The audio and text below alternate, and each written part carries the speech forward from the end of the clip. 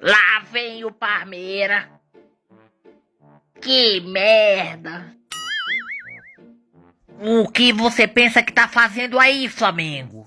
Aí é meu lugar. Vaza daí. Agora sim. O Verdão é o líder do Brasileirão, galera. Eu falei pra você, Flamengo, que o Verdão ia pegar a liderança. Já você é pipoqueiro. Não ganhou nem do esporte. E você tá sentindo cheirinho de novo líder do Brasileirão. Tu é o Flamengo do cheirinho. Segue o líder, seus bosta.